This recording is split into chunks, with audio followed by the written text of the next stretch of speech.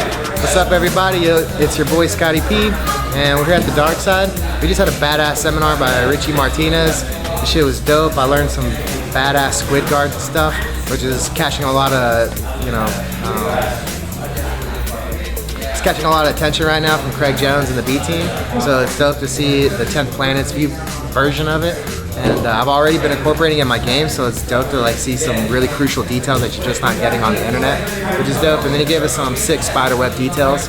But just overall, it was a badass seminar. Randy wasn't here, so it's even better. No annoying voices. I'm telling you, Richie would have been teaching, and Randy would have been coming up behind each of us, being like, "Make sure you're paying attention." But yeah, it was a great day, man. I appreciate Richie for coming out. I appreciate Victor for making this happen. We're part of one of the best teams in the world, no doubt.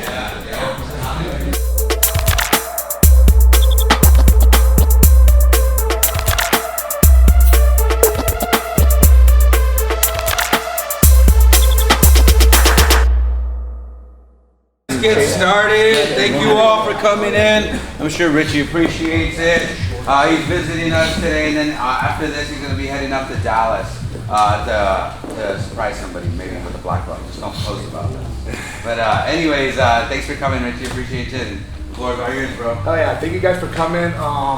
So a little bit of background about me or whatever. I'm a Eddie Bravo black belt. I'm one of the fastest American black belts. I got my black belt in about 3 years and 11 months, but it was just constantly like training all day, all night. It was one of those things that once I started doing it, I just got super obsessed, like most of us do. You know what I'm saying? Like you find something, and you just fall in love with it, and it was exactly that, like love at first sight type thing. And I never thought that I would have anything to replace the love I had for dancing, but as soon as I found jiu-jitsu, it took over. And throughout the years, I also did MMA and stuff like that, but MMA was fun, but it was only fun because I was able to do jiu-jitsu with MMA. It wasn't because I loved MMA and I loved punching you. It wasn't like that. It was like, man, I get to do jiu-jitsu against guys that don't really know jiu-jitsu, so it's always like, honestly, it always makes it like highlight reels, right? Like, it was always fun. But throughout the years, I kept on competing, and I kept on, then eventually started going into the coaching role, like everybody that goes through a transition, but I still had the heart of being a competitor. Like, that never goes away, and a lot of people, because of their body, because of being able to like take somebody to that next level, coaching and stuff like that, they eventually slowly stop, but thankfully I'm still able to be able to compete. I don't know for how many more years, but I'm gonna keep on pushing till I'm able to. You know what I'm saying? Because we don't know our lifeline, our time lifeline with competing. Like it all ends for different people at different times through injuries or age or different reasons. You know what I'm saying? But at the end of the day, it's like I'm glad that I'm able still to compete. But now as I'm doing more of a coaching role, like it's very exciting for me because I get to see like a new generation, right? Like and that's what it is. It's like when I go teach, I get to see generations, throughout jiu-jitsu, and it's not just from 10th Planets, from different schools, right? Like I'm here today, you know what I'm saying? And it's basically the reason why I'm here is because I met Victor through competition, you know what I'm saying? And it wasn't necessarily me competing against him, but our students were competing against mine. It was our students competing against each other, and it just shows like, man, like no matter what happens, it's like you always kind of find like a way to connect with people, and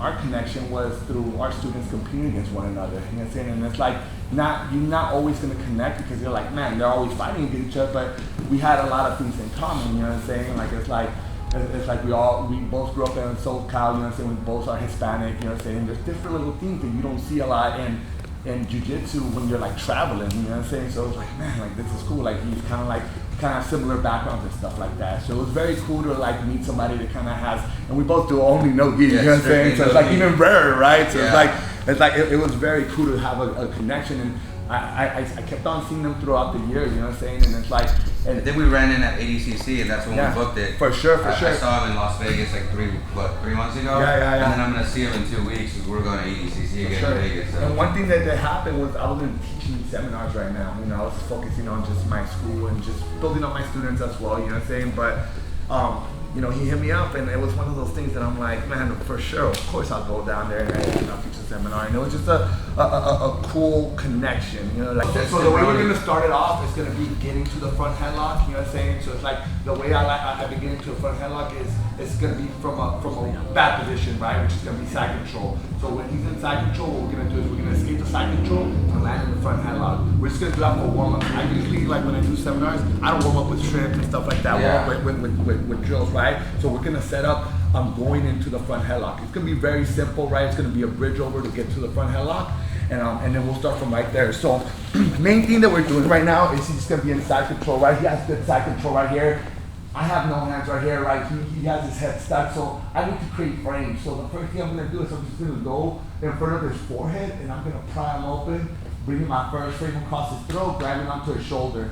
Now, if he's tight like he should be, I can't get that elbow inside. So what I'm gonna do is I'm gonna go heel to butt, and I'm just gonna turn to my right hip as I pull my elbow in. Right? Now I have two good frames, and I'm framing out, right? I never wanna frame, this is not frame, this is getting smashed right here. This is creating frames, right? So now, as I'm here, he wants to drive into me, right? He wants to put me flat on my back. So as he's pushing in front of my back, okay, I'm gonna bring my hand underneath, I'm gonna come around, boom, and get to this front headlock position. From right here, this is where we're gonna play all our front headlock scenarios. But I wanna be able to get here. The way we're gonna do it, when we come around, I'm drawing a visible line with my thumb, and I'm gonna connect to his jaw right here.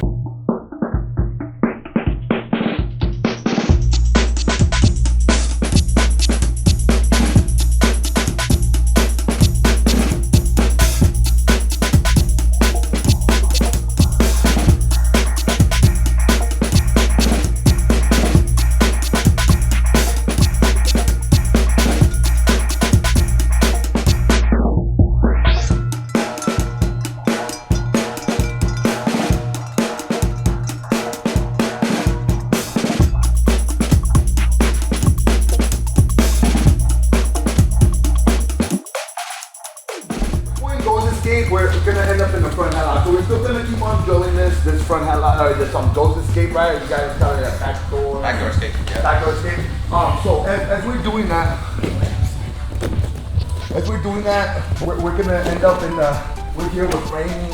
Boom, I'm coming underneath. I'm grabbing onto that chin strap, right? And honestly, if I just hang with one hand, I'm keeping my elbow tight, and I'm keeping his head literally in front of my chest right here. Now, there's a couple things that could happen right here, right? Is he could start circling to one side or the other. So if he starts kind of walking this way, that makes it easier, so I could start going here, right? And I could actually go that route as well, but it's him trying to escape. Nobody wants to be in that front headlock with your head literally on the mat. That's annoying. I know I don't like being there. Like, you know what I'm saying? Just somebody just dome right there. I'm like, damn, I can't even get up. So he's gonna try to move his hips out. So either he's gonna move to his right or to his left. Two different ways, right? If he starts moving toward his left, it's gonna give you the vice grip, which is exactly where I'm gonna start attacking like my Japanese neckties and stuff like that. If he starts moving to the other side, then we're gonna start either going to a straight guillotine, or we're just gonna go into a dart from right there, right? But not a regular dart, we're gonna do like a rolling dart, right? So there's two different things that can happen there. So right now, since he walked to like hip to hip basically with this underhook, right? He's almost trying to get this underhook, he's trying to walk this boom. He's gonna circle this way, right? What I'm gonna do is I'm gonna keep on shooting my hand underneath, right? And I don't wanna shoot too deep, right? I just wanna have literally my hand outside. Because what I wanna do is I'm gonna shake my own hand, right? And what I'm gonna do here is I'm gonna bring my elbow inside. Okay? What I wanna do is I wanna bring my elbow, like literally like my knuckles, towards the back of his head. That's always my key right there. I've never, when I first learned the Japanese necktie, was literally like the first month I started doing jiu-jitsu, and I've never changed my grip. There is a lot of different grips, but it doesn't tell me, so why would I change something that doesn't need fixing, right? So, as I'm here, all I'm doing is I'm going here, I'm just turning my hand and just shaking my own hand, right? I'm bringing my elbow towards the inside, and all I'm gonna do is I'm gonna go hip to hip. When I'm here, I'm bringing my left elbow to my hip, and I'm just gonna curl his head downwards. It's gonna drive him through. Now, this is very important right here. What I want to do is I want to keep my chest here. Right? I want to keep my chest on this tricep right here. If I let go, then it's going to go to his back, which doesn't mean nothing because I could always go for different scenarios. Like I could go for a north-south choke, stuff like that. We're still in a very good position. And he was like, man, I didn't get the submission. it's like sometimes that goes by and there's other submissions that are presented to you. You have to go with the flow, right? Like if that submission is not presented no more because I messed up, because honestly it's not gonna be him, it's gonna be me. Because I messed up, I wasn't tight enough, then I have to switch it up, right? But we're gonna make sure that we keep our chest here. That's all I'm doing, just keeping my chest tight. Okay, now, as I'm here, I still have the same grip, and it should be very annoying to him. It should be so annoying that he should wanna like tap out right there. That's how annoying it should be. It should always be tight, right? Because my job when I'm fighting him is he needs to be more uncomfortable than I am.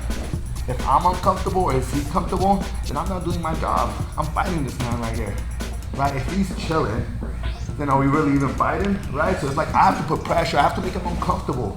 I have to do everything in my powers for him not to be okay, right? Because that's when he's gonna start making mistakes, right? So, as I'm here, I'm making him uncomfortable, and all I'm gonna do is, I need to retract right here, right? I need to catch that bottom leg. So all I'm gonna do is I'm gonna drive my knee across, and I'm gonna pull him in. That's all I'm doing. I just went and I grab that bottom leg. Now, I don't grab the top leg, and I'll show you guys why in a second. I always attack the bottom leg, okay? We're gonna go for the bottom leg, and I'm gonna figure for my legs right here. I wanna make sure that I grab that and I don't let go, because his escape is gonna be really like letting go of that leg, like releasing his own leg. So what I'm gonna do is I'm gonna pull his head inside, making him kiss his own knee, right? I'm trying to pull him, kiss your own knee, and look at, all I'm gonna do is I'm gonna drop literally across his shoulder. So I'm gonna turn it this way. So I'm going here, and I'm gonna drop here. Okay, what I'm doing is I'm pulling his elbow in, and I'm just gonna open up my elbow for I can fall across. My chest is gonna be behind his head. Okay, so I'm over here. That's it, right? I fell on my elbow. I didn't keep my elbow there. I didn't pull my elbow out, and I'm keeping my hands exactly where they are. Okay, as I'm here, I'm curling even more, and all I'm gonna do is I'm gonna pull to my chest and rock my shoulder back.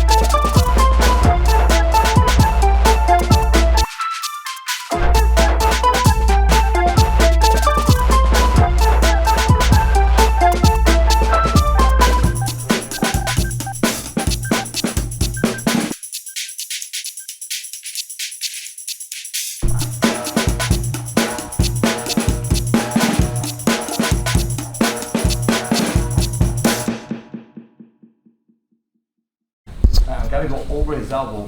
If his hand's in the way, it might be a little bit harder. But my whole thing is I'm still grabbing onto this. Once I'm here and I hip up to the sky, it's gonna drive directly. My wrist bone is gonna drive, or my forearm bone is gonna drive directly into his muscle. I'm attacking the muscle right now. I'm not attacking anything else. I'm just attacking his muscle. That's just gonna give out. It's gonna give out regardless, right? It might take 5 seconds, it might take 10. But the main thing is I'm hipping up to the sky and putting enough power to be able to attack the muscle. So like I said, we're gonna go here, right? Here, boom. I can't get this leg over, so look at it. I'm gonna use my own arm to bring it over, figure four, flare it out, and hip up to the sky. How does that feel? Yeah, it literally drives your muscle, your bone into his muscle. And it's very simple, but it's very delicate scenario for him. If you get your left leg over his elbow, it's game over. right? The only thing you can do is let go of everything and give you the arm bar. So as we were talking about earlier, right? Like some of the stuff you guys already seen before, but it's just being open-minded to like little new things, you know what I'm saying? Like, might not be exactly how you've seen it before, but it might be somewhat what you've seen before. But at the end of the day, it's all jiu-jitsu. I'm just showing it through my eyes, right? Like, it's just like we all have, you know, every artist, they may have similar art, right? But they're all individual. You can see their style. You can see how it's happening. This becomes their style. Now, everything I did today, we all have different body types, so it's gonna come out somewhat different. You know what I'm saying? Don't expect yours to look exactly like mine. I would never. You know what I'm saying? Mine doesn't look like my coaches, or doesn't look like John Jocks or my brothers or nothing like that. Looks different, right?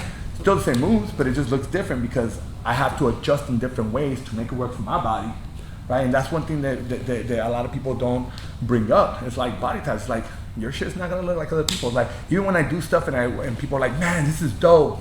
Like, it looks good. And I'm like, oh man, I thought it looked crappy. You know what I'm saying? Like, to me, it doesn't look like it's supposed to look, because I look at somebody else and I'm like, oh, that's how it's supposed to look. But when I do it, I'm like, it doesn't look like that. It feels like if I'm doing it sloppy. But it's body types, right? It's like I move different than other people do. Even in my coaches, even in their coaches. So we all move in different ways. So if you didn't have it exactly like I had it today, it's not a problem. You're doing it how your body's allowing it to do it. As long as it's still along the same lines and you're still applying the same movements, it's the same thing. You know what I'm saying? We're just different people, you know what I'm saying? So it might look a little bit different. So never think about it like that, you know what I'm saying? But yeah, man, I had a lot of fun teaching you guys today, man. Like, truly, it was an honor being out here. And you know, like, I know there's people here from different schools, and I appreciate everybody that came out. You know, I know it's always fun, but it's always kind of like intimidating going to new places or bringing a new person in. You know what I'm saying? You don't know how they're gonna react. You don't know how they're gonna teach. It's always a little bit intimidating. You're like, man, like, it's gonna contradict what I'm saying and stuff like that. But at the end of the day, man, like, you guys brought me out and everybody was here having fun, enjoying the time, you know what I'm saying, asking questions. That's what it's about, you know what I'm saying, just vibing with different people from different places, you know what I'm saying, to have the same kind of passion that you do. You know what I'm saying? Like I said, we all do jiu-jitsu. I just might do it a little bit different just because of my background or from the different gym that I come. But at the end of the day, we're doing the same thing, you know what I'm saying? I'm just showing you jiu-jitsu through my eyes today, you know what I'm saying? And I do appreciate you guys all being very open-minded and allowing me to come and teach you guys, man. Like, it's a pleasure, you know what I'm saying? Like, for me, like I always say is at the end of seminars, it's like I you know, like, for the longest time, I was trying to be the best competitor that I can, you know, and then throughout these last couple of years, I've been trying to become the best coach that I can, you know, and like being the best instructor that I can. But, you know, it's literally like, I go throughout like places, you know, teaching seminars and stuff like that. Like I was saying earlier, I haven't taught seminar like earlier this year, you know what I'm saying? Just I haven't been wanting to, you know, but when people like him motivate me and are super cool, you know what I'm saying, it makes me like want to come out and be able to teach. But, you know, you guys, this is how I live my life. This is the dream that I never thought existed realistically. I never thought I would be a jiu-jitsu instructor, you know what I'm saying? Like that never even came to my mind. Not even when I started, not even when I was a black belt about to start teaching in my own school. I'm like, oh, this is not, I don't believe it, you know what I'm saying? But you guys being here is helping me live that dream, you know what I'm saying? So I do appreciate you guys being here. Thank you so much for having me today. Let's get a team photo with everybody in it, with Rich in the front, if you guys don't mind, against the logo back here. It's all squeezed in, and then if you guys want, maybe ask Richie for individual photos. But let's just do one big group one, yeah? So let's go.